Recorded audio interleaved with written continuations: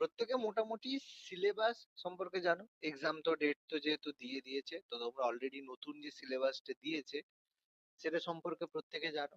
তো আমাদের আহ, এক মাসের জন্য স্পেশাল ক্লাস যেটা হবে, সেখানে আমরা নতুন করে যাকে বলে পড়ানো সেটা তো সম্ভব হবে না।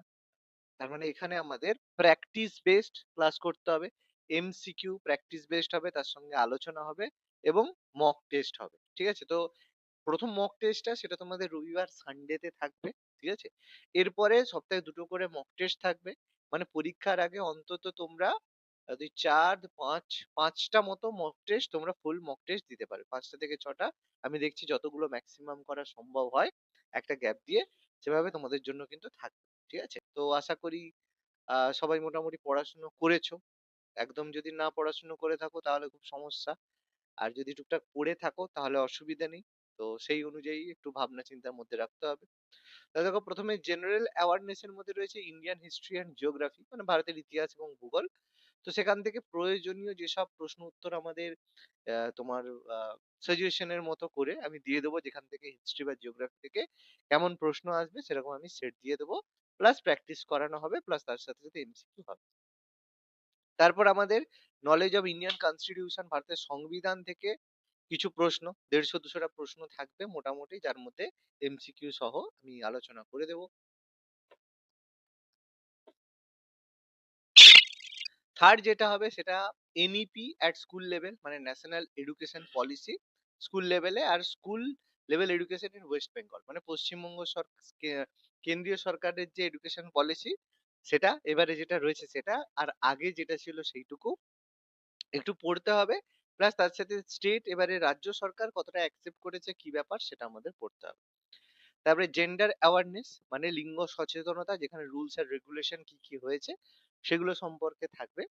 তারপরে elementary knowledge about the traditional and contemporary population popular of Indian of culture of India, ভারতের যে বিভিন্ন মানে আর্ট অ্যান্ড কালচার, ঠিক আছে, সেখান থেকে থাকবে। শুধু স্ট্যাটিক নয়, এর সাথে সাথে কারেন্ট অ্যাফেয়ার্স টাইপেরও যেগুলো আমাদের কালচারের উপরে রয়েছে সেগুলো পড়তে হবে। মানে এরকম নয় যে আমি একটা বই ধরলাম সেখানে আর্ট অ্যান্ড কালচার থেকে যা প্রশ্ন আছে পড়ে নেবো, সেরকম ব্যাপার না। তো আমি এখানে আলোচনা করে দেবো কোন কোন জিনিসগুলো পড়তে হবে, সেগুলো আমি করে দেবো, এবং সেখান থেকে কোন কোন প্রশ্ন, কিরকম টাইপের প্রশ্ন আসতে পারে সেগুলো কিছু আমি ডিসকাশন করে দেবো। আর তার সাথে সাথে আমি ডিসকাশন করে দেবো যে তোমাদের হচ্ছে আরো কি কি এক্সট্রা পড়তে হবে। কারণ দেখো, এমসিকিউ যে দেবো তার মধ্যে ওইটুকু পড়লেই যে ওর মধ্যে কমন হবে সেরকম ব্যাপার নয় কিন্তু। তো আমি তার সাথে সাথে দিয়ে দেবো যে কোন কোনগুলো পড়তে হবে, আর তার মধ্যে থেকে কি কি ইম্পর্টেন্ট কোশ্চেন হবে সেগুলো আমি আলোচনা করবো। বেসিক কম্পিউটার নলেজ, কম্পিউটার সম্পর্কে আশা করি কিছু জানো। আমি এমসিকিউ সেট করিয়ে দেবো, মানে ইম্পর্টেন্ট কোশ্চেনের একটা আমি সেট করিয়ে দেবো, যেখান থেকে কয়েক কিছু ধারণা আমি ক্লাসের সঙ্গে সঙ্গে আলোচনা করে দেবো। এনভায়রনমেন্টাল অ্যাওয়ারনেস, মানে পরিবেশ সচেতনতা। তো পরিবেশ সচেতনতার মধ্যে আমাদের পরিবেশ সংক্রান্ত কিছু জিনিস আলোচনা করতে হবে। এই ন্যাশনাল পার্ক, বায়োস্ফিয়ার রিজার্ভ, তারপরে পশ্চিমবঙ্গ বা রাজ্য সরকারের মধ্যে আমাদের যে বিভিন্ন ধরনের এনভায়রনমেন্ট সংক্রান্ত গভর্নমেন্ট যে বিভিন্ন কারেন্ট অ্যাফেয়ার্স গুলো এসেছে তার মধ্যে আলোচনা করতে হবে। মানে এগুলো পুরো জায়গাটাই কিন্তু এরকম নয় যে স্ট্যাটিক পোর্শন আছে পড়ে নেবো, সেরকম না। এর সাথে সাথে কারেন্ট, মানে রিসেন্ট যে ঘটনাগুলো ঘটেছে তার মধ্যেও কিন্তু করতে হবে। আর কারেন্ট ইকোনমিক অ্যাফেয়ার্স, এখন যে তৎকালীন যে ইকোনমিক্স, তবে তার মধ্যে এই বাজেট পড়ার কোনো দরকার নেই। তার কারণ হচ্ছে কোশ্চেন অলরেডি তৈরি হয়ে গেছে। তো এই বাজেট সংক্রান্ত কোনো কোশ্চেন কিন্তু আসবে না। খুব বেশি হলে তোমরা জানুয়ারি মাসের যে কারেন্ট অ্যাফেয়ার্সটা ছিল সেটা করতে পারো। ম্যাক্স ম্যাক্স টু ম্যাক্স ফেব্রুয়ারি মাসের কোনো কারেন্ট অ্যাফেয়ার্স করার কোনো প্রয়োজন নেই। বিশেষ করে বাজেট তো করার একদম প্রয়োজনই নেই। ম্যাক্সিমাম হার্ডলি তোমরা ওই পদ্ম পুরস্কার যেটা হয়েছে আমি দিয়ে দেবো, সেই অতটা পর্যন্ত পড়বে। তার বেশি বেশি সামনে পড়ার, মানে বেশি একদম কারেন্ট পড়ার দরকার নেই। বেশি কারেন্ট কোশ্চেন আসবে না। ওকে? স্পোর্টস ক্যাটাগরি থেকে হবে, যেটা আমরা আজকে আলোচনা করবো যে স্পোর্টস ক্যাটাগরি থেকে কেমন ধরনের প্রশ্ন আসতে পারে। তারপরে innovation and invention of science, বিজ্ঞানে যে বিভিন্ন ধরনের আবিষ্কার হয়েছে এবং সেই আবিষ্কার সংক্রান্ত যে আমাদের আলোচনা করতে হবে, তার মধ্যে আমাদের আগের আবিষ্কার, বর্তমান দিনের কিছু আবিষ্কার, কারেন্ট নোবেল পুরস্কার কি হয়েছে সেই সংক্রান্ত কিছু জিনিস পড়তে হবে। তো আমি সেই অনুযায়ী সেট তোমাদেরকে আলোচনা করব। তার সাথে সাথে এখানে বলবো আর কি কি তোমাদের একটু পড়তে হবে। ওকে? তো বেশি সময় নেই, তবু তার মধ্যেও আমাদের এক একটা ক্লাসে এক একটা জায়গাকে কমপ্লিট করে নিতে হবে, যেখানে জেনারেল অ্যাওয়ারনেস এর ক্লাস মোটামুটি সপ্তাহে 2 থেকে 3টে থাকবে। তারপর ইংলিশের একটা করে ক্লাস থাকবে, সপ্তাহে 4টে ক্লাসই থাকবে, যেখানে মোটামুটি আলোচনা করে দেওয়া হবে প্রিপোজিশন, সিঙ্গুলার এখানে এমসিকিউ হিসেবে সেট, সিনোনিম অ্যান্টোনিমস এর একটা সাজেশন টাইপের দিয়ে দেওয়া হবে, তার সাথে সাথে এমসিকিউ, ভোকাবুলারি নিজের ব্যাপার, ভোকাবুলারি আলাদা কিছু নেই, সেন্টেন্স স্ট্রাকচার মানে মোদ্দা কথা, সিনোনিম অ্যান্টোনিমস, গ্রামারের মধ্যে যে fill in the blank, vocabulary, এগুলো আমাদের করতে হবে, সেগুলো প্র্যাকটিস সাজেশন মতো তোমরা দিয়ে দেওয়া হবে। রিজনিং এর মধ্যে আছে, এবার রিজনিং ব্যাপারটা কি, এবার এখানে খুব কঠিন কোনো রিজনিং বেশি প্রশ্ন থাকবে না। রিজনিং এর মধ্যে তোমার এই পিক্টোরিয়াল সিরিজ কিছু থাকবে, ছবি ছবির ব্যাপার রয়েছে, ম্যাচিং থাকবে, পাজল থাকবে, আর হচ্ছে সিমিলার যেটাকে আমরা অ্যানালজি বলে থাকি সেই জিনিস থাকবে, আর প্রপোর্শন, প্রিপজিশন যেটা রয়েছে, ট্রু অ্যান্ড ফলস থাকবে। ম্যাথমেটিক্স এর একটা বড় সিলেবাস রয়েছে, লসাগু, গসাগু, simplification, ratio, proportion, time and work, time and distance, average, percentage, profit loss, fraction, simple interest, এগুলো এরকম ভাবে টপিক ওয়াইজ করানো সম্ভব হবে না, কারণ অত সময় বা অত ক্লাস হবে না। তো এখানে টোটালি করতে হবে প্র্যাকটিস সেট, প্র্যাকটিস সেটের আলোচনা, প্র্যাকটিস এবং সবকিছু। এর মধ্যে যার যেটা অসুবিধে থাকবে আমাকে বলবে, স্যার আমার এই চ্যাপ্টারটা একটু অসুবিধে রয়েছে, কি কি ধরনের একটু বেসিক পড়তে হবে একটু যদি বলে দেন তাহলে ভালো হবে। এবার এটা তোমরা ক্লাসের মধ্যে বলতে পারো, বা আমাকে পরে মেসেজ করে জানিয়ে দেবে, স্যার এইটা একটু অসুবিধা রয়েছে, আমি পরের ক্লাসে এটা সম্পর্কে একটু আলোচনা করে তোমাদের বলে দেবো কিভাবে হবে। টাইম কম রয়েছে, কিন্তু যতটা সম্ভব সেভাবে কিন্তু করতে হবে। ওকে, সিলেবাস প্রত্যেকের কাছে আছে, কোনো অসুবিধা নেই। আর যারা গ্রুপ ডি দিচ্ছ সেখানে কিছু জিনিস আলাদা রয়েছে, জেনারেল অ্যাওয়ারনেসে 2-4টে জিনিস আলাদা রয়েছে, রিজনিং সেম রয়েছে, অ্যারিথমেটিকের কয়েকটা চ্যাপ্টার একটু কম রয়েছে, ইংলিশ ওখানে নেই, ঠিক আছে। কিন্তু যারা করছো আশা করি গ্রুপ সি ডি সবাই দিচ্ছ, যারা শুধু গ্রুপ ডি দিচ্ছ তাদের ক্ষেত্রে একটু সহজ মনে হতে পারে, কিন্তু আর গ্রুপ সি যদি দিচ্ছ তাদের তো গ্রুপ ডি পুরোটাই তো করতে হচ্ছে, শুধু যারা গ্রুপ ডি দেবে তাদের জন্য একটু বেশি সিম্পল হয়ে যাবে আর কি, এই ব্যাপার। ওকে, এখানে প্রশ্ন উত্তর আমি রয়েছে, আলোচনা করব, জিজ্ঞেস করব, তার সাথে সাথে আমি কিছু ইম্পর্টেন্ট কথাও তার সাথে বলে দেবো। যেমন প্রথমে প্রশ্নটা দেখতে পাচ্ছ, ভারতের সর্বোচ্চ ক্রীড়া সম্মান কোনটা,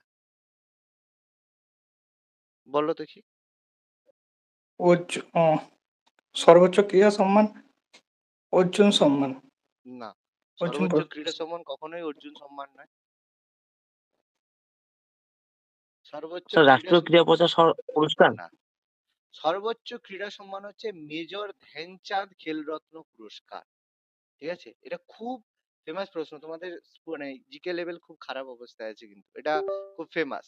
যেটা আগে কি নামে পরিচিত ছিল, রাজীব গান্ধী খেলরত্ন পুরস্কার, নাম শুনেছো? আগে একটা পুরস্কার দেওয়া হতো, রাজীব গান্ধী খেলরত্ন পুরস্কার, মনে আছে? কেউ নাম শুনেছো না শোনোনি কথাটা, রাজীব গান্ধী খেলরত্ন পুরস্কার? হ্যাঁ হ্যাঁ, ওই হ্যাঁ স্যার। রাজীব, হ্যাঁ রাজীব গান্ধী খেলরত্ন যে পুরস্কারটা ছিল, ঠিক আছে, খেল রত্ন পুরস্কার যেটা ছিল, সেটারই কিন্তু বর্তমানে নাম হয়ে গেছে মেজর ধ্যানচাঁদ খেলরত্ন পুরস্কার, এবং এটাই কিন্তু ভারতের সর্বোচ্চ ক্রীড়া সম্মান, ঠিক আছে, এটা মনে রাখবে। আগে এর নাম ছিল রাজীব গান্ধী খেলরত্ন পুরস্কার, এটা সচিন তেন্ডুলকার থেকে শুরু করে প্রচুর খেলোয়াড়কে দেওয়া হয়েছে এটা। হুম, এটা মনে রাখতে হবে, খুব ইম্পর্টেন্ট প্রশ্ন, প্রথম প্রশ্ন। আচ্ছা, এবার খেলাধুলার প্রশিক্ষণের ক্ষেত্রে অসামান্য অবদানের জন্য কোন পুরস্কারটা দেওয়া হয়? প্রশিক্ষণ মানে টিচিং মানে কোচ, তাহলে কি হতে পারে? সবচেয়ে বড় গুরু কাকে বলা হয়? দ্রোণাচার্য পুরস্কার স্যার। দ্রোণাচার্য হ্যাঁ, তো গুরু পুরস্কার। দ্রোণকে বলা হয়। তো এই জন্য দ্রোণাচার্য পুরস্কার হচ্ছে খেলাধুলা এবং প্রশিক্ষণের জন্য সবচেয়ে বড় পুরস্কার। এবার পরীক্ষায় প্রশ্ন আসবে যে আমাদের 2025 সালে, তো এরকম প্রশ্ন দিল না, প্রশ্ন দিল যে 2025 সালে যে আমাদের যে মেজর ধ্যানচাঁদ যে খেলরত্ন পুরস্কার দেওয়া হয়েছে, এটা 2000, যেমন রাজীব গান্ধী খেলরত্ন পুরস্কার বললাম, 2025 সালে কে পেয়েছে? পরীক্ষায় ইম্পর্টেন্ট প্রশ্ন আসবে, 2025 সালে খেলরত্ন পুরস্কার কে পেয়েছে, কারেন্ট কোশ্চেন এরকম আসবে, কারেন্ট অ্যাফেয়ার্স এর কোশ্চেন হবে, তখন কি হবে উত্তর? মনে আছে কে কি পেয়েছে? 4 জন পেয়েছে।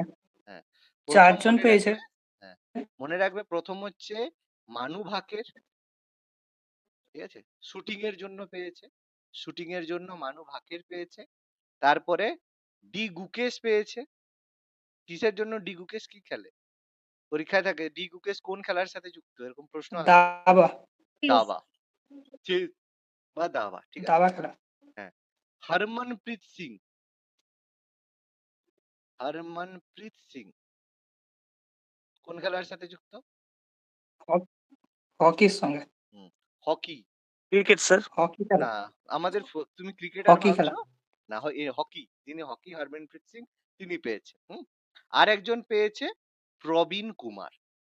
ঠিক আছে, প্রবীণ কুমার তিনি পেয়েছেন কিসে? প্যারা প্যারা প্যারা অ্যাথলিক। প্যারা অ্যাথলিট, মানে প্যারা যাদের অ্যাথলিকে। হ্যান্ডিক্যাপ থাকে তাদের জন্য দেওয়া হয় প্যারা অ্যাথলিট।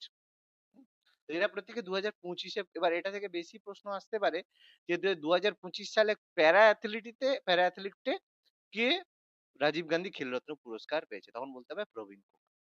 বুঝা গেছে? কোশ্চেন কিন্তু খুব ইজিও নয় আবার কঠিনও নয়। ওকে, আচ্ছা, পরবর্তী প্রশ্ন। আন্তর্জাতিক ক্রীড়া দিবস, ইন্টারন্যাশনাল স্পোর্টস ডে কবে পালন করা হয়? খুব ইম্পর্টেন্ট ডেজ হিসেবে প্রশ্ন থাকতে পারে। প্যাটার্ন গুলো একটু লক্ষ্য রাখবে যে কি ধরনের কোশ্চেন আসবে। 21শে জুন। না, ইন্টারন্যাশনাল স্পোর্টস ডে 21শে জুন হয় না, হয় 6th এপ্রিল। ইন্টারন্যাশনাল আন্তর্জাতিক ক্রীড়া দিবস 6th এপ্রিল পালন করা হয়।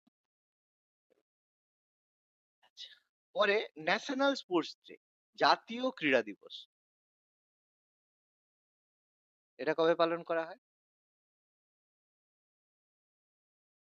এটা পালন করা হয় 29 আগস্ট মনে হচ্ছে।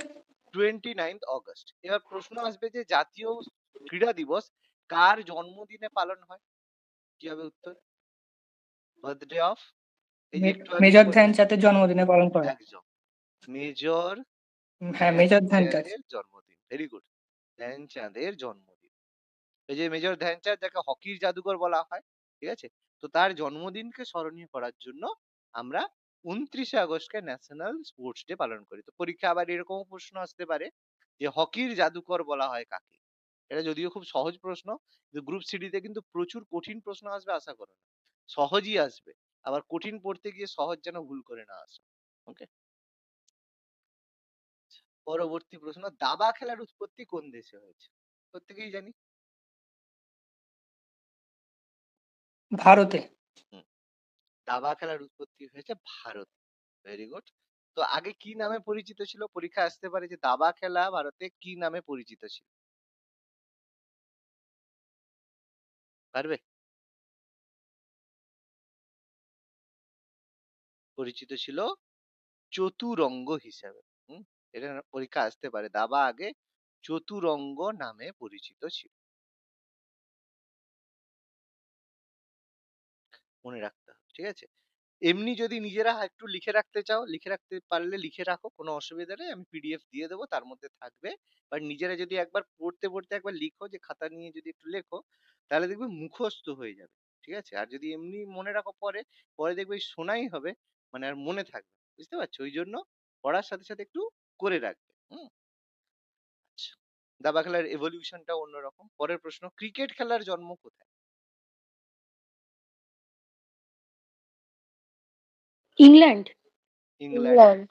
ইংল্যান্ড। Very good. ইংল্যান্ডে। ইংল্যান্ডে ক্রিকেট খেলার জন্ম, কিন্তু এতদিন ওয়ার্ল্ড কাপ জিতেনি। 2019-এ জিতেছে লাস্ট, ফার্স্ট ওয়ার্ল্ড কাপ। পরীক্ষা আসলো যে ইংল্যান্ড কত খ্রিস্টাব্দে প্রথম ক্রিকেট ওয়ার্ল্ড কাপ জেতে, ফার্স্ট উইন, কত খ্রিস্টাব্দে ওয়ার্ল্ড কাপ জেতে মেল যেটা, এটা 2019-এ। ঠিক আছে, মেল ক্রিকেট যেটা, সেটা 2019-এ জেতে নিউজিল্যান্ডকে হারিয়ে। এবার সেটা তো একটা কন্ট্রোভার্সিয়াল ব্যাপার হয়েছিল। এবার এখানে বিভিন্ন ধরনের প্রশ্ন আসতে পারে, কি রকম, যে প্রশ্ন হলো যে গলফ খেলার উৎপত্তি কোথায় হয়েছে? বলতে পারবে গলফ খেলার উৎপত্তি কোথায় হয়েছে? এই চারটে অপশন, এই বাকি তিনটের মধ্যে হবে, বলে দিলাম। গলফ খেলার উৎপত্তি মনে রাখবে, স্কটল্যান্ড। স্কটল্যান্ডে, স্কটল্যান্ড। হ্যাঁ, স্কটল্যান্ডে গলফ খেলার উৎপত্তি হয়েছে। হুম, এবার যদি হলো বক্সিং খেলার উৎপত্তি কোথায় হয়েছে, বাকি দুটোর মধ্যে হবে রোম। ঠিক আছে, রোমে বক্সিং এর উৎপত্তি হয়েছে। রোম। আর হ্যান্ডবল খেলার উৎপত্তি কোথায় হয়েছে? হ্যান্ডবল, এটা হবে গ্রিস। ঠিক আছে, হ্যান্ডবল। বোঝা গেল? তাহলে দেখো এর মধ্যে কত কিছু প্রশ্ন আলোচনা হয়ে যাচ্ছে, কিন্তু এখন দেখো সময় কম, কিন্তু আলোচনা অনেক কিছু মাথায় রাখতে হবে। ফলে ক্লাস হয়ে যাওয়ার পরে যে ক্লাস এন্ড সেরকম নয়, রেকর্ডিং থাকবে, পিডিএফ থাকবে, প্রচুর পড়তে হবে, নাহলে কিন্তু মনে থাকবে না। ক্লাসের মধ্যে অনেক কিছু হতে থাকবে, সবটা কিন্তু মনে রেখে ক্লাসের পরে রিভিশন করতে শুরু করবে। হুম। আচ্ছা, অলিম্পিক খেলা প্রথম কোন দেশে শুরু?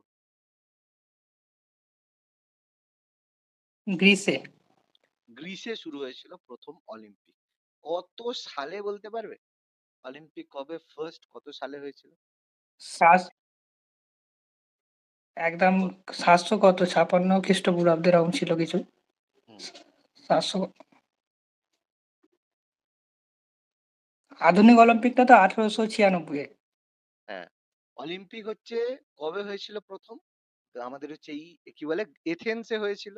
যেটা আধুনিক অলিম্পিক যদি বলা হয়, এবার এটা দু রকমের হয়। যদি বলা হয় আধুনিক অলিম্পিক, পরীক্ষায় এরকম প্রশ্ন আসতে পারে, আধুনিক অলিম্পিক কবে হয়েছিল, তখন সেটা হয়ে যাবে 1896, 1896। ঠিক আছে। আর যদি বলা হয় এমনি অলিম্পিক কবে হয়েছিল, মানে যেটাকে বলে হিস্টোরিক্যাল অলিম্পিক, হচ্ছে 776, 776 বিসি। এটা হয়েছিল অলিম্পিয়াতে। অলিম্পিয়া, মনে পড়ে হচ্ছে অলিম্পিয়া, গ্রিস। গ্রিসের অলিম্পিয়াতে। হুম। আর প্রথম যে অলিম্পিকটা হতো সেটা কিন্তু সব ইভেন্ট ছিল না, শুধুমাত্র একটাই ইভেন্ট হতো, মনে আছে? কি ইভেন্ট হতো অলিম্পিকে, প্রথম অলিম্পিকে? একটা 200 মিটারের দৌড় হতো, আর কোনো ইভেন্ট হতো না। শুধু অলিম্পিকে যখন দৌড় হতো, আর কিছু হতো না। হুম? আচ্ছা। আচ্ছা, ইন্টারন্যাশনাল অলিম্পিক ডে কবে পালন করা হয়? আন্তর্জাতিক অলিম্পিক দিবস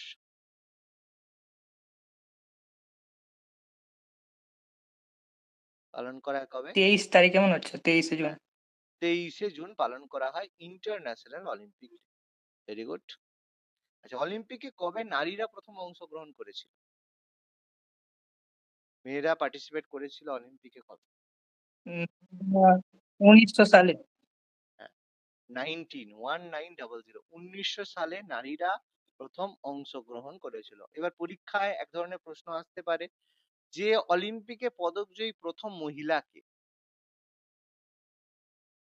প্রথম ভারতীয় মহিলা, বা ভারত থেকে কোন মহিলা প্রথম অলিম্পিকে পদক জিতেছিল? খুব famous, weight lifting, Karnam Malleswari. Karnam Malleswari. Weight হ্যাঁ, লিফটিং কর্ণম এর জন্য মালেশ্বরী। কর্ণম মালেশ্বরী। যারা দেখো বলতে পারছো না, তাদের কিন্তু প্রচুর পড়ে রাখতে হবে, ঠিক আছে? এগুলো মাথায় রাখতেই হবে একদম। কোর জিনিসগুলো আলোচনা করে দিচ্ছি, কোর জিনিসগুলো লিখে দিচ্ছি, এগুলো বাকিদের করেও বলতে হবে। এরকম নয় যে 1 মাসের মধ্যে সব পড়া হয়ে যাবে, 1 মাসের মধ্যে রিভিশন হবে, 1 মাসের মধ্যে জিনিসগুলো হবে, ঠিক আছে? কিন্তু নিজেকে পড়তে হবে। হুম। আচ্ছা। ওকে। আচ্ছা, অলিম্পিক, আচ্ছা এমনি একটা জিজ্ঞেস করে নি, যে অলিম্পিক মানে ধরনের হয়?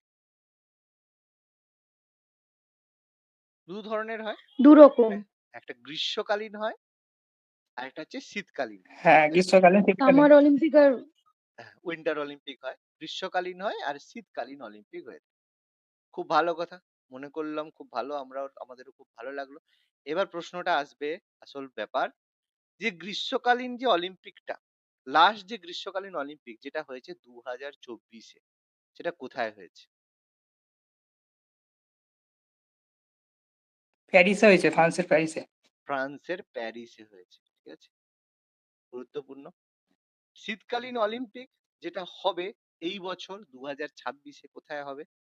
যেটা এবারের মানে বেস্ট প্রশ্ন, আসার জন্য প্রশ্ন, কোথায় হবে 2026-এ শীতকালীন অলিম্পিকটা? ইতালিতে হবে, ইতালির মিলান শহরে। ঠিক আছে, ইতালির মিলান। এটা মোস্ট ইম্পর্টেন্ট প্রশ্ন, মানে পরীক্ষায় আসার প্রশ্ন, শীতকালীন অলিম্পিক 2026 কোথায় হতে চলেছে? ঠিক আছে, ইতালির মিলান শহর। মিলানে হবে আর কটিনাতে হবে, কিন্তু মিলান বললেই হবে, অসুবিধে নেই। আচ্ছা, পরবর্তী প্রশ্ন, হ্যাঁ এইটা খুব ভালো প্রশ্ন। অলিম্পিকের যে প্রতীক চিহ্ন রয়েছে, 5টা রিং থাকে, কি কি কালারের থাকে? তার মধ্যে 4টে কালার দেখতে পাচ্ছ, আরেকটা কালার দেওয়া নেই। বলতে হবে কোন কালার কোন দেশকে রিপ্রেজেন্ট করছে। এর মধ্যে এশিয়া কোনটা হবে? এশিয়া রিপ্রেজেন্ট করছে হলুদকে। হ্যাঁ, এশিয়া হলুদ। রিপ্রেজেন্ট করছে হলুদকে, ইয়েলো। আর বাকিগুলো নীল কাকে রিপ্রেজেন্ট করছে? নীল ইউরোপকে রিপ্রেজেন্ট করছে, লাল নীল হচ্ছে ইউরোপ, ইউএসএ, সবুজ হচ্ছে ওসিয়ানিয়া, লাল নীল আমেরিকা, ইউরোপকে, নীল লাল হচ্ছে ইউরোপকে, যে কি আমেরিকাকে, আমেরিকাকে, সবুজ অস্ট্রেলিয়া, সবুজ ওসিয়ানিয়াকে, ওসিয়ানিয়া বা অস্ট্রেলিয়াকে রিপ্রেজেন্ট করছে। হ্যাঁ অস্ট্রেলিয়া, আরেকটা রং কি রয়েছে? আরেকটা দেশ কি রয়েছে? আর একটা মানে কালো রয়েছে আফ্রিকা, আরেকটা আফ্রিকা রয়েছে, আফ্রিকাকে রিপ্রেজেন্ট করছে কালো কালো রং। আফ্রিকা। ভেরি গুড, ডার্ক বা কালো। ঠিক আছে, মনে রাখতে হবে অলিম্পিকে কিন্তু 5টা রিং রয়েছে। 5টা রিং 5টা কন্টিনেন্ট বা মহাদেশকে রিপ্রেজেন্ট করে। ওকে, ভেরি গুড। একজনেরই প্রিপারেশন দেখতে পাচ্ছি, বাকিদের কিন্তু প্রিপারেশন হয়নি। ঠিক আছে, করতে হবে, প্র্যাকটিস করতে হবে এখানে। এই জন্য ক্লাস করতে হয়, রেগুলার যারা ক্লাস করে 2 মাস 3 মাস 4 মাস যারা ক্লাস করে তারা এগুলো হয়। এক মাসে তো আর এইসব মানে পড়ানো সম্ভব হয় না, এক মাসে প্র্যাকটিস ছাড়া কিছু সম্ভব হয় না। তো এখানে কিছু করার নেই, শুধু এরকম পড়তে হবে, পড়ে মুখস্থ করতে হবে। প্যারিস অলিম্পিক যেটা হলো, পরেরটাতেই প্রশ্ন দেওয়া আছে, প্যারিসে হয়েছিল। ভারতের পতাকা বহনকারী কে ছিল? ফ্ল্যাগ বেরিয়ার, যেটা জেনারেলি আগের অলিম্পিকে যে ভালো পারফর্ম করে তাকে ফ্ল্যাগ বহন করতে দেওয়া। তো এবারে ফ্ল্যাগ বহন কে করেছিল? শরৎ শরৎ কমল ছিল। হুম,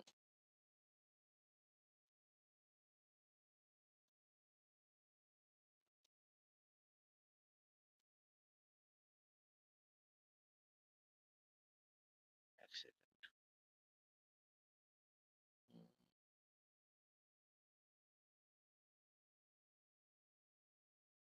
হ্যাঁ, প্যারিস অলিম্পিকে এবারে পতাকা বহনকারী কে ছিল?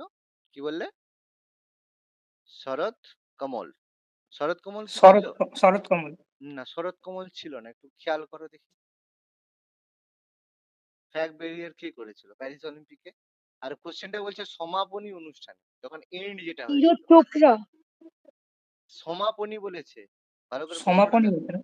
ও যেটা আচ্ছা এন্ড, সমাপনী এন্ড, বলে। এন্ড, সমাপনী। আচ্ছা এন্ড, হ্যাঁ এন্ড বলেছে। এন্ডে কে বেরিয়ে আমি ভাবলাম পড়েছে? ইয়ে, স্টার্টিং এ এন্ডে বেশ শরৎ কে কমল ছিল? ছিল, কিন্তু এন্ডে কে ছিল? হ্যাঁ, যে পদক জিতেছে গোল্ড? এন্ডেরটা ঠিক। মানু ভাকের। মানু আচ্ছা ভাকের কিন্তু, নীরজ না আচ্ছা মানু মানু ভাক, বাকের, হ্যাঁ। মানু ভাকের যখন এন্ড হয়েছিল তখন ফ্ল্যাগ বেরিয়ার ছিল। ঠিক আছে, আর স্টার্টিং ও যখন আচ্ছা হয়েছিল আচ্ছা, তখন শরৎ আমি কমল ছিল। প্রথমটা বলে দিলাম। শরৎ কমল ছিল, আচ্ছা ওটা গুলিয়ে গেছে।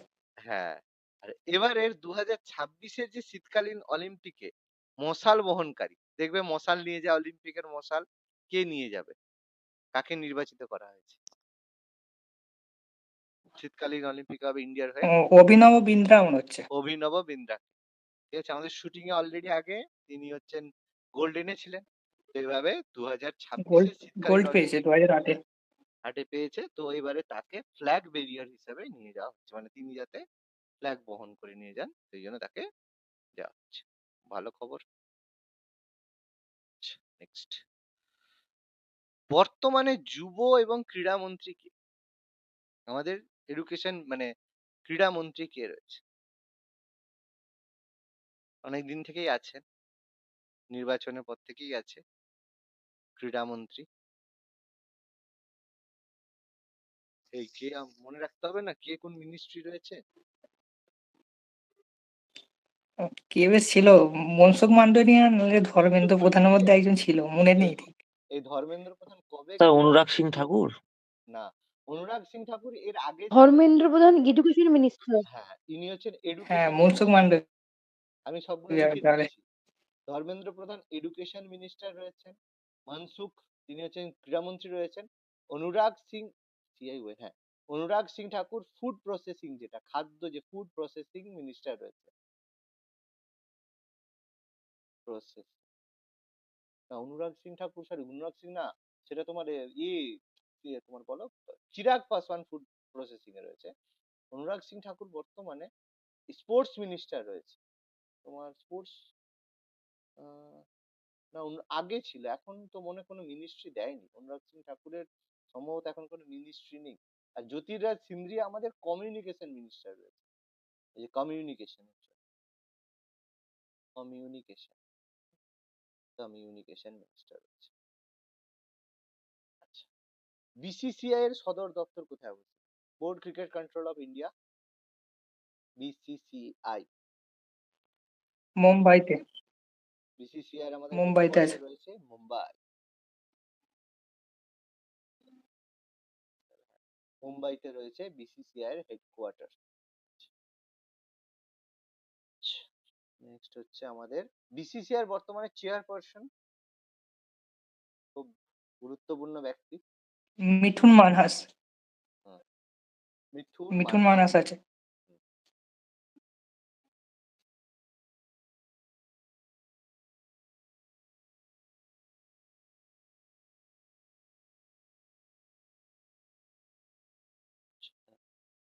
মিঠুন মানহাস। সেকেন্ড বিসিসিআই এর মুম্বাই, আর হচ্ছে আমাদের আইসিসি হচ্ছে মিঠুন মানহাস। এবার হচ্ছে তোমার পরের প্রশ্ন। আইসিসির সদর দপ্তর, ইন্টারন্যাশনাল ক্রিকেট কাউন্সিল, এর সদর দপ্তর কোথায় রয়েছে? দুবাইতে। দুবাই। দুবাইতে রয়েছে। দুবাইতে রয়েছে আইসিসির হেডকোয়ার্টার। আইসিসির হেডকোয়ার্টার রয়েছে আমাদের দুবাই। আচ্ছা, বর্তমানে আইসিসির চেয়ারপারসন জয় সাহ। আমাদের অমিত শাহের ছেলে, তাই তো? হুম। পুত্র জয় শাহ। যাই হোক, মোটামুটি ভালো লোক। এর জন্য এখন বিসিসিআই হিউজ পাওয়ারফুল হয়ে গেছে, আইসিসি কন্ট্রোল করছে। ভালো খবর। আইপিএল 2025 ট্রফি জিতেছে কে? Royal Challenger Bangalore. Royal Challengers Bangalore প্রথমবার জিতেছে আরসিবি, তাই তো? এত বছরের মানে কি বলবো হ্যাঁ।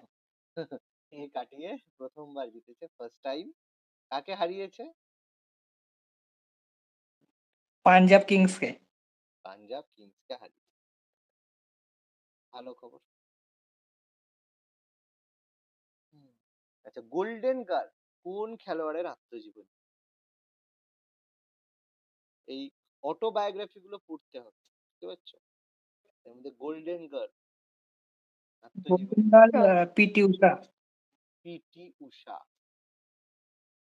পিটি উষার অটোবায়োগ্রাফি হচ্ছে গোল্ডেন গার্ল। এবার এখানে পিভি সিন্ধুর অটোবায়োগ্রাফি কি রয়েছে? সিন্ধু।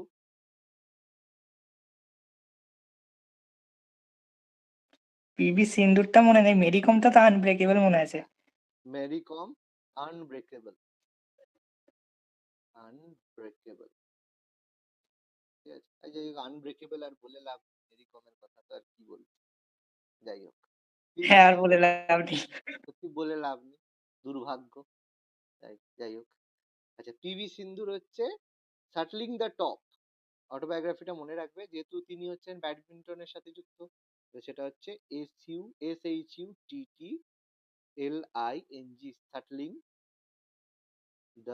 শাটলিং টু দ্য টপ, যেটা হচ্ছে শাটল বলা হয়, ঠিক আছে, shuttling to the top.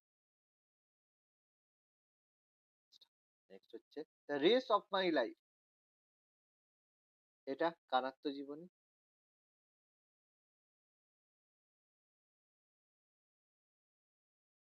Milkha Singh. Milkha Singh. কারণ প্রথম কথা পিটি উষার জেনে গিয়েছি, ঠিক আছে। তারপর আমাদের সচিন তেন্ডুলকারের অটোবায়োগ্রাফি কি? হ্যাঁ। সচিন সচিন তেন্ডুলকার অটোবায়োগ্রাফি কি? গড অফ ক্রিকেট ভুলে গেছো? Playing is my way. হ্যাঁ, প্লেইং কি ইট ছিল মাই বেশ ওয়ে। একটা, প্লেইং ইজ মাই ওয়েটা ওইটা ছিল তো। হ্যাঁ, playing it my it my way. Hmm. Playing playing it my way, এটা অটোবায়োগ্রাফি। পিটি আমাদের মিলখা সিং এর একটা বই আছে, দেখবে ভাগ মিলখা ভাগ, খুব ভালো লাগছে বইটা, ভালো, ফরহান আক্তার খুব ভালো অ্যাক্টিং। বইটা দেখেছো ভাগ মিলখা ভাগ? অনেকদিন আগের বই। হ্যাঁ, দেখেছি। হ্যাঁ। অনেকদিন আগের, খুব ভালো। যাই হোক, আচ্ছা, মাইন্ড মাস্টার কার আত্মজীবনী?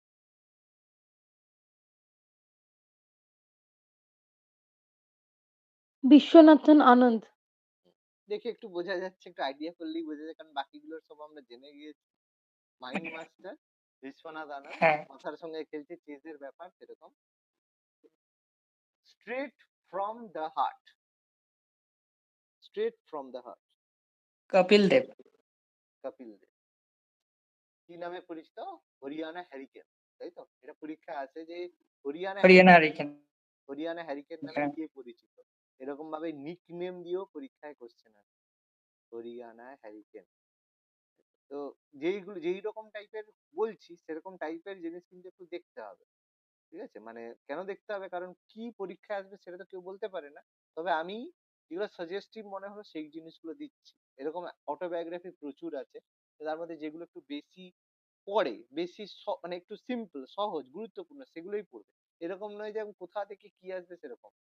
আচ্ছা, আহ তোমার হচ্ছে কি বলে আমাদের হচ্ছে সুনীল গাভাস্কারের অটোবায়োগ্রাফি কি বলতো? এটা মাঝে মাঝে আসে, সুনীল গাভাস্কার। ওই সানি ডেজ। সানি ডেজ, ঠিক আছে, সুনীল গাভাস্কারের অটোবায়োগ্রাফি সানি ডেজ। রাগবি খেলায় কতজন খেলোয়াড় থাকে? কয়েকটা খেলায়, কোন খেলায় কতজন 15 জন। প্লেয়ার থাকে এরকম কিন্তু পরীক্ষার প্রশ্ন থাকে, ঠিক আছে? কোন খেলায় কতজন প্লেয়ার থাকে, তা বলে এরকম জিজ্ঞেস করলে ক্রিকেট ফুটবলে, কারণ সেটা সবাই জানে, এত দেখে। রাগবি খেলা তো খুব কম দেখে লোকে, সেই জন্য সেটা দিবে। রাগবি খেলায় 15 জন প্লেয়ার, 15 জন প্লেয়ার থাকে রাগবি। কাবাডি খেলায় কতজন খেলোয়াড়? কাবাডি, কাবাডি। 7 জন। 7 জন। কাবাডি খেলাতে থাকে 7 জন।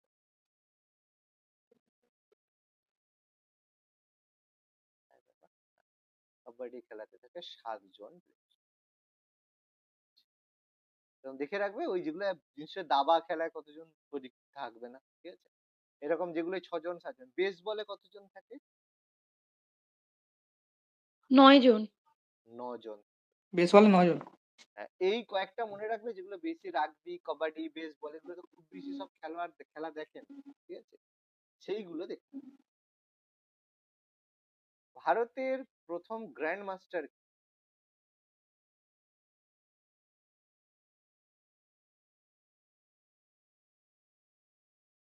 বিশ্বনাথন আনন্দ। বিশ্বনাথ আনন্দ প্রথম গ্র্যান্ড মাস্টার তিনি ভারত, সিএজে 1988। 1988 সালে গ্র্যান্ড মাস্টার হন। আচ্ছা, মেজর ধ্যানচাঁদ জাতীয় হকি স্টেডিয়াম, এগুলো পরীক্ষা আছে যে কোন স্টেডিয়াম কোথায় অবস্থিত? ধ্যানচাঁদ জাতীয় হকি স্টেডিয়াম কোথায় অবস্থিত?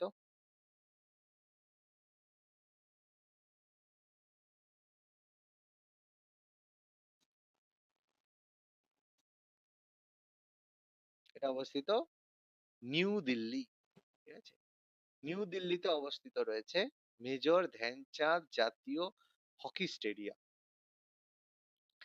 আচ্ছা, গ্রিন পার্ক স্টেডিয়াম উত্তরপ্রদেশে আছে। উত্তরপ্রদেশে অবস্থিত। গ্রিন পার্ক হচ্ছে ক্রিকেট খেলা হয়, খুব ফেমাস, সবসময় হচ্ছে একটু স্পিন ট্র্যাকের জন্য এটা খুব ফেমাস হয়ে থাকে। Green park stadium. নেক্সট প্রশ্ন, ইন্দিরা গান্ধী ইনডোর স্টেডিয়াম দিল্লিতে আছে। নিউ দিল্লিতে রয়েছে Indira Gandhi indoor stadium, new দিল্লিতে অবস্থিত। আচ্ছা, নরেন্দ্র মোদী স্টেডিয়াম, এটা তো খুব সহজ, হ্যাঁ, গুজরাটে আছে। গুজরাটে। এবার পরীক্ষায় আসবে যে নরেন্দ্র মোদী স্টেডিয়ামের পূর্ব নাম কি ছিল? আগে এর নাম কি ছিল? এর নাম আগে ছিল সর্দার প্যাটেল স্টেডিয়াম, ঠিক আছে? সর্দার প্যাটেল স্টেডিয়াম ছিল। আর নরেন্দ্র মোদী স্টেডিয়ামের আরেকটা নাম কি? মোরেটা স্টেডিয়াম। হুম, আর এটা আমাদের গুজরাটের আহমেদাবাদে অবস্থিত। আর এটার বিশেষত্ব কি? ভারতের সবচেয়ে বড় স্টেডিয়াম, ঠিক আছে? সবচেয়ে বড় স্টেডিয়াম।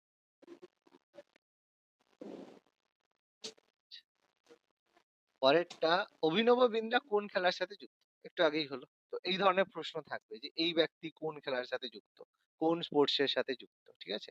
একদম যা তা নাম দেবে না, মোটামুটি সহজ থাকবে। আবার একদম নিশ্চয়ই বলবো না সচিন তেন্ডুলকার কোন খেলার সাথে যুক্ত, এরকম থাকবে না। এমন কিছু নাম দেবে যেটা হচ্ছে একটু অড হবে। অভিনব বিন্দ্রা খুব ফেমাস হলেও অনেকে হয়তো যারা একটু কম পড়াশোনার মধ্যে যুক্ত তারা এটা বলতে পারবেন, কিন্তু এটা খুব ফেমাস প্রশ্ন। হুম আচ্ছা, কোনেরু হাম্পি, এটা খুব ফেমাস প্রশ্ন, মানে ভীষণ ভীষণ ইম্পর্টেন্ট প্রশ্ন। কোনেরু হাম্পি কোন খেলার সাথে যুক্ত?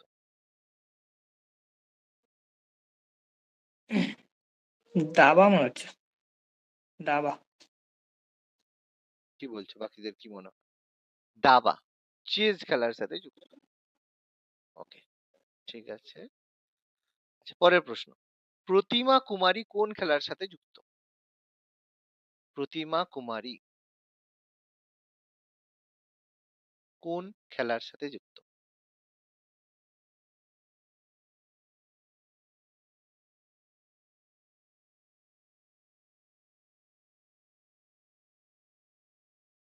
শুনতে পাচ্ছ তো?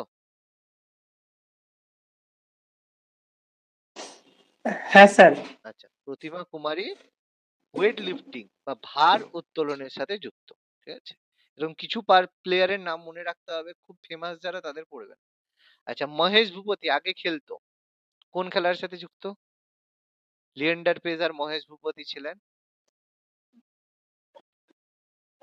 মহেশ ভূপতি ওই টেনিসের সঙ্গে যুক্ত। টেনিস, ঠিক আছে? তো আগে, হ্যাঁ, আগে হচ্ছে আমাদের লিয়েন্ডার পেজ আর মহেশ ভূপতি ছিল। লিয়েন্ডার পেজ আর মহেশ ভূপতি ছিল, এরা একসাথে টেনিস খেলতো। আর এই মহেশ ভূপতির ওয়াইফের নাম কি বলতে পারবে? ফেমাস ওয়াইফ কে? আচ্ছা, এক্সাম হিন্ট দিচ্ছি, মিস ইউনিভার্স।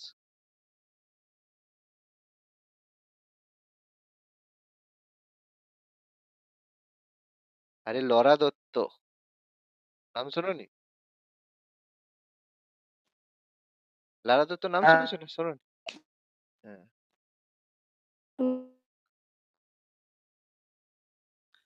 আচ্ছা। আচ্ছা, শীতল দেবী কোন খেলার সাথে যুক্ত? পারবে?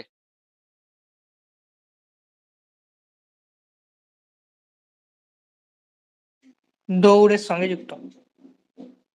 দৌড়ের সাথে যুক্ত?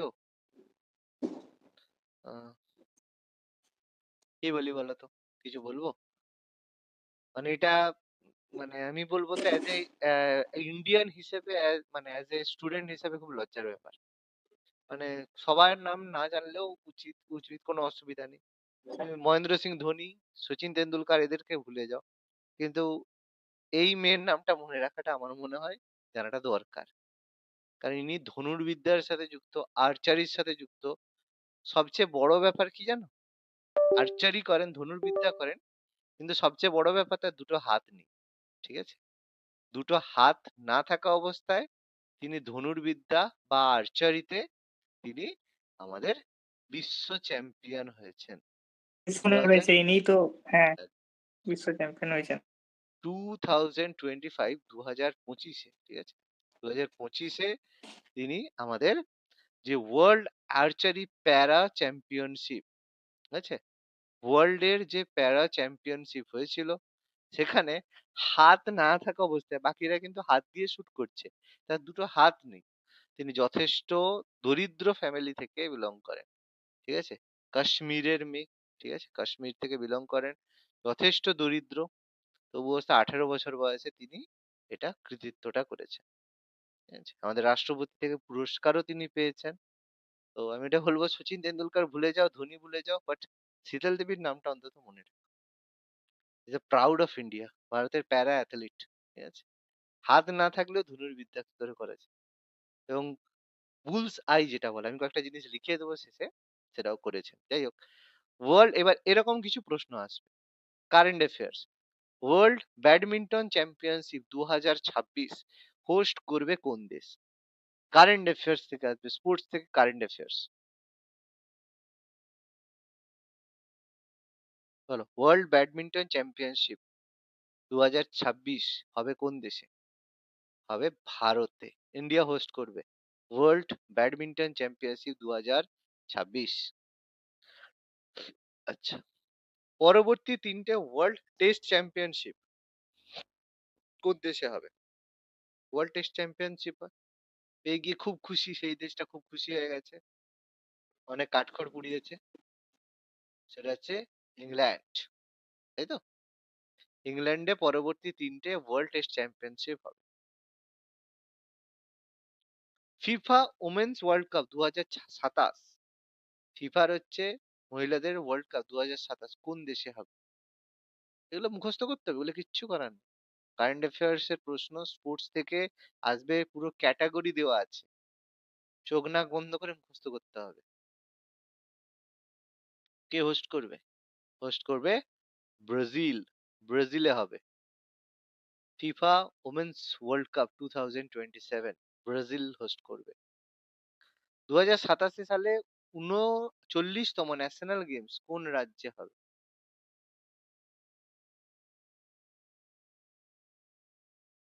কোথায় হবে? হবে আমাদের মেঘালয়। ঠিক আছে, মেঘালয়তে হবে 39তম ন্যাশনাল গেমস। স্পোর্টস ক্যাটাগরি থেকে কিন্তু ভালো রকমের অনেক মিলিয়ে প্রশ্ন, স্টেডিয়াম থাকবে, অটোবায়োগ্রাফি থাকবে, কোন দেশে রয়েছে সেই ধরনের প্রশ্ন সব মিলিয়ে থাকবে, কারেন্ট অ্যাফেয়ার্স, কে কোনটা অলিম্পিকে বেরিয়ে আর সব স্পোর্টস রিলেটেড। ওমেন্স টি-20 ওয়ার্ল্ড কাপ 2024 কোন দেশ জিতেছে? এইটা তো বলো। যা, এটা জিতেছে নিউজিল্যান্ড।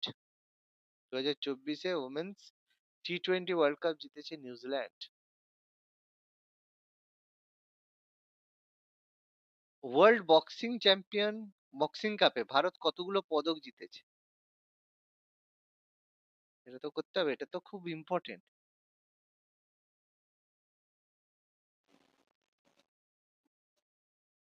পদক জিতেছে মোট ওটা 11টি 12টা পদক। নাকি? 11টা পদক জিতেছে। 11টা পদকের মধ্যে গোল্ড আছে 3টে, সিলভার, রূপা, সিলভার আছে 6টা, আর ব্রোঞ্জ, ব্রোঞ্জ আছে 3টে। তাহলে যোগ করলে কত হচ্ছে? 8 আর 3 11। ঠিক আছে, আচ্ছা ভালো কথা। 2025 প্যারা অ্যাথলেটিক চ্যাম্পিয়নশিপে ভারত কতগুলি পদক জিতেছে? এটা মানে অনেকটা মাথায় রাখো, প্রশ্ন আসছে।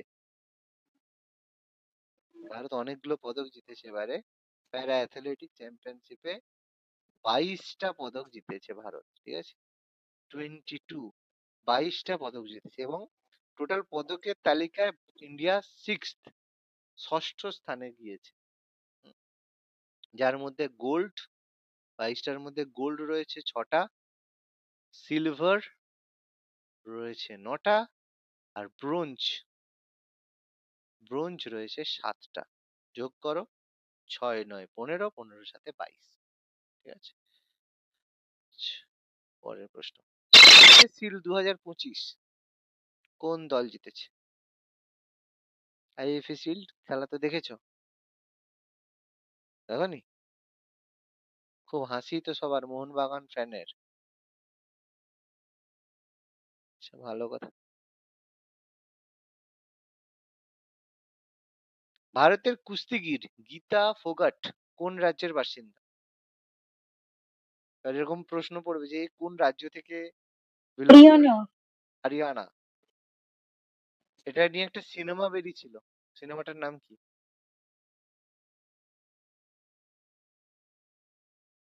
দাঙ্গাল। দঙ্গল। আমির খান, তাই তো? তার বোন আছে গীতা ফোগাট আর ববিতা ফোগাট, তাই তো? হ্যাঁ। গীতা ববিতা, গীতা আর ববিতা দুই বোন। ঠিক আছে, গীতা ববিতা ফোগাট ছেলেদের সাথে কুস্তি করে এ করেছেন গীতা ববিতা ফোগাট।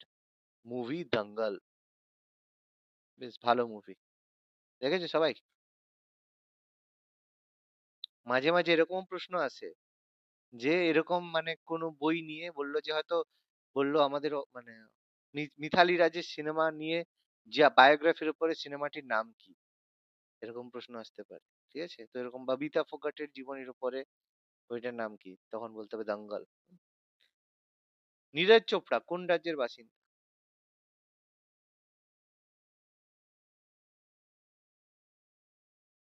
আরে ইনিও তো হরিয়ানার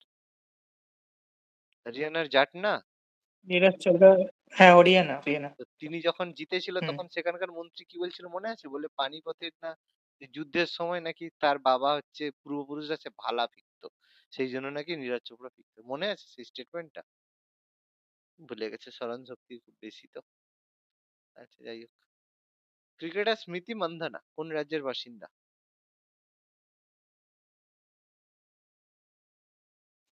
মহারাষ্ট্র। ইতিমধ্যে মহারাষ্ট্র, মহারাষ্ট্র। মহারাষ্ট্র থেকে। মহারাষ্ট্রের বাসিন্দা স্মৃতি মান্ধানা, আমাদের ওমেন ক্রিকেটার, তাই তো? ভাইস ক্যাপ্টেন, আর খুব তাড়াতাড়ি হয়তো হরমনপ্রীত চলে গেলে ক্যাপ্টেন হয়ে যাবে। দ্য লেজেন্ড এখন মোটামুটি সবার ক্লাস, তাই তো? অনেক কিছু ব্যাপার চলছে। জিমন্যাস্টিকের সঙ্গে যুক্ত দীপা কর্মকার কোন রাজ্যের বাসিন্দা?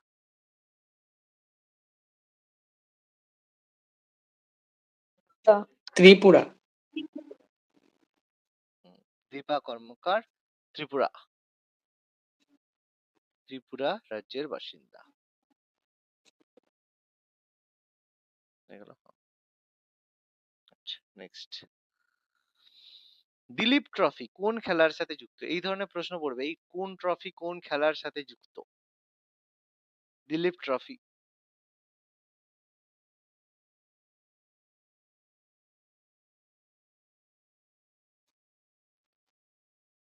বাহ বাবা, ক্রিকেট। কেউ খেলা ক্রিকেট দেখো না, শুধু কি ওই ওয়ার্ল্ড কাপ দেখলে হবে গো? এ বাবা, দিলীপ ট্রফি ক্রিকেট খেলার সাথে যুক্ত। দেন আমি কিছু আরো লিখিয়ে দেবো, এক্সট্রা যতগুলো প্রশ্ন আছে তার বাইরে আমি লিখিয়ে দেবো কোন খেলার সাথে যুক্ত, আরো কিছু মানে এর নাম লিখিয়ে দেবো। আচ্ছা, গলফ খেলার সাথে যুক্ত কোন কাপ?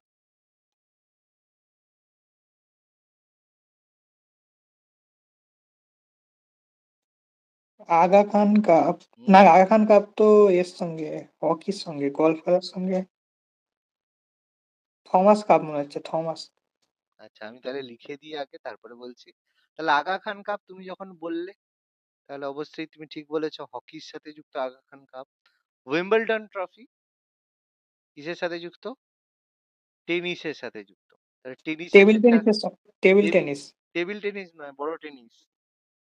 টেনিসের তিনটে ট্রফি হয়, Australian tennis. Open, French Open, Wimbledon আর যুক্তরাষ্ট্র ওপেন, তাই তো? তার মধ্যে উইম্বলডন যে খেলা হয় তার মধ্যে এটা আমাদের টেনিসের সাথে যুক্ত, লন টেনিস, শর্ট টেনিস মানে টেবিল টেনিস নয়, ঠিক আছে? টেনিসের সাথে যুক্ত। আচ্ছা, তাহলে থমাস কাপ এটা যুক্ত ব্যাডমিন্টনের সাথে, not golf, it's related to badminton. Related to badminton. তাহলে অ্যান্সার কি হবে? Canada cup. কানাডা কাপ হচ্ছে গলফ খেলার সাথে যুক্ত। আমি আরো কিছু কাপ লিখিয়ে দিচ্ছি কোন খেলার সাথে কি যুক্ত। ডুরান্ড কাপ কোন খেলার সাথে যুক্ত? ফুটবলের সঙ্গে। ডুরান্ড কাপ ফুটবল খেলার সাথে যুক্ত হচ্ছে ডুরান্ড কাপ।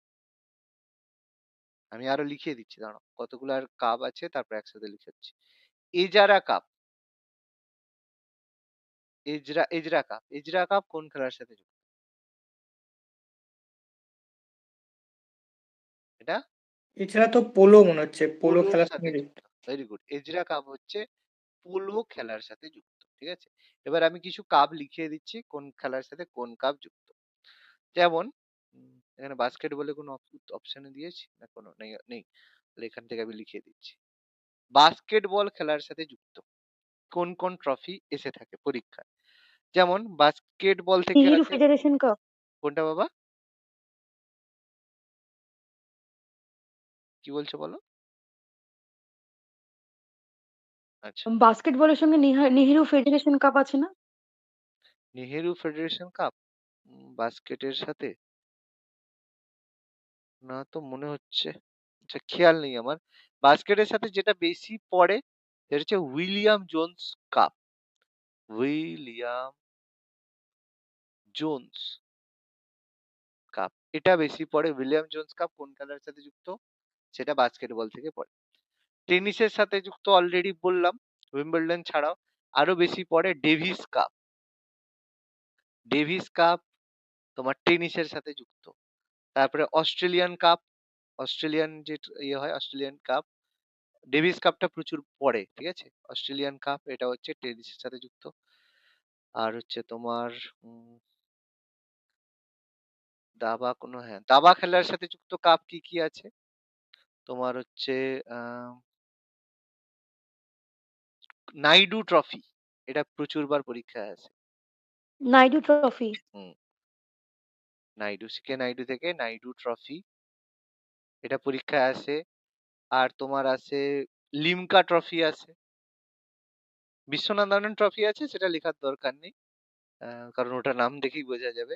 লিমকা ট্রফি এটা আছে দাবা থেকে। আর তোমার হচ্ছে খৈতান ট্রফি আছে, খৈতান ট্রফি, এগুলো দাবার সাথে যুক্ত হয়ে আসে, ঠিক আছে। আর হচ্ছে তোমার ব্যাডমিন্টনের সাথে একটা ফেমাস আছে উবের কাপ। উবের কাপ ব্যাডমিন্টনের সাথে যুক্ত, খুব ইম্পর্টেন্ট ট্রফি, উবের কাপ আছে। আচ্ছা, আর হচ্ছে তোমার হকির সাথে যুক্ত, তো প্রথম কথা ধ্যানচাঁদ ট্রফি আছে, বলে লাভ নেই, হকি ধ্যানচাঁদ যেটা আছে। আগা খান ট্রফি। হ্যাঁ, তোমার হচ্ছে আগা খান ট্রফি তো বলেই দিলাম, উপরে একটা লিখে দিয়েছি। এছাড়া হকির সাথে আছে তোমার নেহেরু ট্রফি, কি হয়, হ্যাঁ, নেহেরু ট্রফি হকির সাথে আছে। আর হকির সাথে তোমার যায় হচ্ছে বেটন কাপ, প্রচুর ফেমাস আছে, পরীক্ষায় আসা প্রশ্ন। বেটন কাপ কোন খেলার সাথে যুক্ত?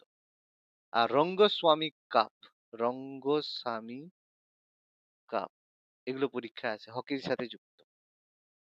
আচ্ছা, আর হচ্ছে গলফ খেলার সাথে যুক্ত যেটা ছিল কানাডা কাপ ছাড়া, আর তোমার পরীক্ষা আছে সেটা হচ্ছে রাইডার কাপ, রাইডার কাপ পরীক্ষা আছে, রাইডার কাপ। আচ্ছা, আর আমাদের হচ্ছে ক্রিকেটের সাথে যুক্ত তো অনেক খেলা আছে। ক্রিকেটের সাথে দিলীপ ট্রফি ছাড়া ক্রিকেটের সাথে আর যেমন হচ্ছে তোমার রঞ্জি ট্রফি রয়েছে, খুব ফেমাস, ওটা তো আমরা সহজেই প্রচুর জানি। রঞ্জি ট্রফি রয়েছে, তারপর হচ্ছে দেওধর ট্রফি রয়েছে, দেওধর ট্রফি। তারপর যে ইরানি কাপ, এশিয়া কাপ আর বলছি না, ওটা তো সহজ, ইরানি cup. Champions trophy, Vijay Hazare trophy, এটা প্রচুর বার পরীক্ষায় আসে, বিজয় হাজারে ট্রফি, এগুলো পরীক্ষায় আসে, ঠিক আছে। এগুলো মোটামুটি মাথায় রাখতে হবে। হুম, আচ্ছা, নেক্সট হচ্ছে আমাদের গোল্ডেন গোল শব্দটি কোন খেলার সাথে যুক্ত?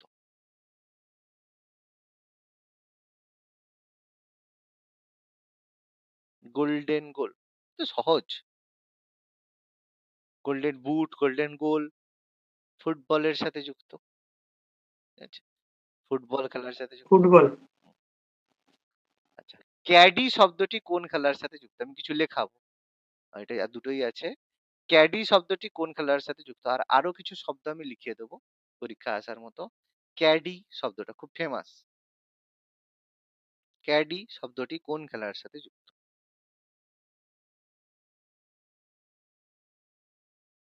পারবে? এটা গলফ খেলার সাথে যুক্ত সাউন্ড শব্দ হচ্ছে ক্যাডি। আর র্যাবিট পাঞ্চ পারবে? বক্সিং। র্যাবিট পাঞ্চ হচ্ছে হ্যাঁ, বক্স। বক্সিং এর সাথে যুক্ত, ঠিক আছে? আচ্ছা, আমি আরো কিছু টার্ম বলছি, ঠিক আছে, তোমরা আহ তোমরা বলো, বললে আমি সেরকম সেভাবে লিখে দেবো, পাশে পাশে লিখে দেবো, ঠিক আছে। একটা উদাহরণ আছে, যেমন ধরো অপশনে দেওয়া আছে, এখানে দেওয়া নেই, হ্যাঁ, যেমন বলো ফেমাস যেগুলো, এরকম মানে সব বলে তো লাভ নেই। যেমন ধরো ম্যালেট কোন খেলার সাথে যুক্ত? ম্যালেট পরীক্ষায় আসা, ম্যালেট খেলাটি, ম্যালেট শব্দটি কোন খেলার সাথে যুক্ত? পোলো, পোলোর সাথে যুক্ত সাউন্ড হচ্ছে ম্যালেট। এটা পরীক্ষায় আসার জন্য আমি ইম্পর্টেন্ট দেখে দেখে বলছি, অনেক হয়, ঠিক আছে। ম্যালেট শব্দটা পোলো খেলার সাথে যুক্ত। আচ্ছা, তারপরে বলো দেখি, ক্রল শব্দটা কোন খেলার সাথে যুক্ত? Crawl,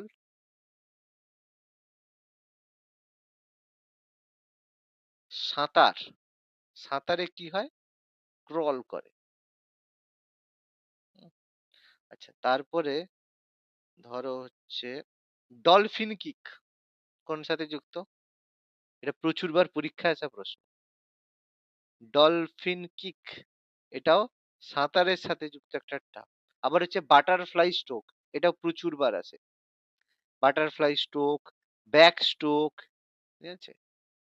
butterfly stroke, back stroke, পেছন দিকে যেই হয় এটাকে বলে ব্যাক স্ট্রোক। এগুলো সব হচ্ছে সাঁতারের সাথে যুক্ত টার্ম। আচ্ছা, একটা পরে কার্ট হুইল, বলতে পারবে কোন খেলার সাথে যুক্ত? কার্ট হুইল, এটা পরীক্ষা আসে। কার্ট হুইল,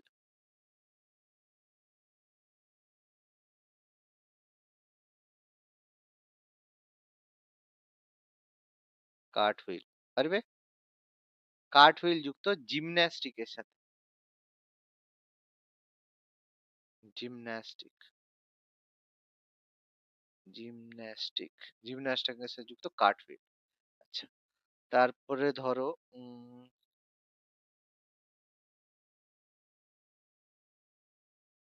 ক্যানন, এই টার্মটা আছে। ক্যানন শব্দটি কোন খেলার সাথে যুক্ত?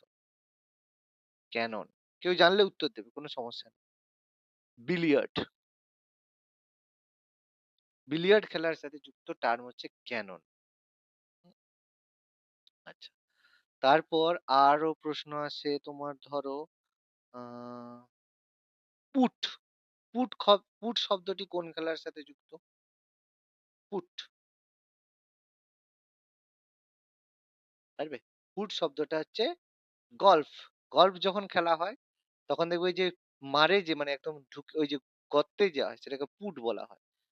পুট শব্দটা মনে রাখবে, গল্ফ খেলার সাথে যুক্ত। পুট, ভয় হচ্ছে উল্টো পুট।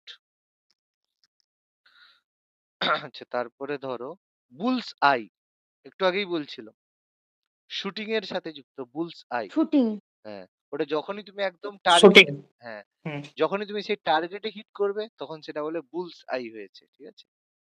বুলস আই মানে একদম মাঝখানে যদি হিট করো তাকে বুলস আই বলে। হুম, আর হচ্ছে তোমার, আর হচ্ছে টার্ম আছে ধরো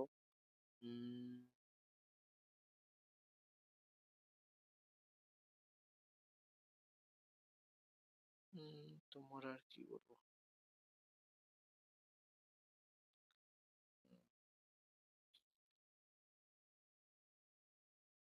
আচ্ছা, ডিউস, ডিউস কথাটি কোন খেলার সাথে যুক্ত বলতে পারবে? ডিউস, মনে রাখবে ডিউস যে খেলাটা কথাটা, এটা টেনিসের সাথেও ক্রিকেট, যায়। না না না, ডিউস বল সেটা নয় বাবা, আমি বুঝিয়ে দিচ্ছি। যে ডিউস যে শব্দটা, এটা টেনিসের সাথে যায়, আবার ব্যাডমিন্টনের সাথেও যায়, ঠিক আছে। ডিউস মানে ব্যাপারটা যখন হচ্ছে প্রথম সার্ভ করে, প্রথম যখন হচ্ছে বলটাকে মানে এটাকে যখন সার্ভ করে, তখন একজন যখন এ হয় তখন সেটাকে ডিউস বলা হয়, ঠিক আছে। যখন দিয়ে ফার্স্ট করে সেটাকে ডিউস বলা হয়। তখন দেখবে ফল্ট হয়, ডাবল ফল্ট হয়, এগুলো সব টেনিসের সাথে যুক্ত। খেলা যদি দেখো তখন দেখবে অ্যাডভান্টেজ, ঠিক আছে, অ্যাডভান্টেজ সার্ভা মানে সার্ভিস, ওই যে যখন এ করে সেটাকে সার্ভিস বলা হয়, ঠিক আছে। Service, fault, double fault, advantage, break point, এই সব হচ্ছে টেনিসের সাথে যুক্ত। টেনিস খেলা যদি দেখো তাহলে বুঝতে পারবে। ব্রেক পয়েন্ট, এগুলো সব হচ্ছে টেনিসের সাথে যুক্ত। আমি ছোটবেলায় এরকম টেনিস দেখতাম। স্ম্যাশ, একটা কথা হয় স্ম্যাশ, মানে একদম এমন হিট করলো সে কোনো টাচ করতে পারলো না, চলে গেল, স্ম্যাশ, ঠিক আছে। এরকম টার্ন হয়ে থাকে। হুম, আচ্ছা, মোটামুটি দেখো বহু কিছু আলোচনা কিন্তু হয়ে গেল, তাই তো? তাহলে কি মনে হচ্ছে, গ্রিপে আসা যাবে না হবে না? কি মনে হচ্ছে, খুব কঠিন হবে পরীক্ষা না হ্যাঁ। হয়ে যাবে?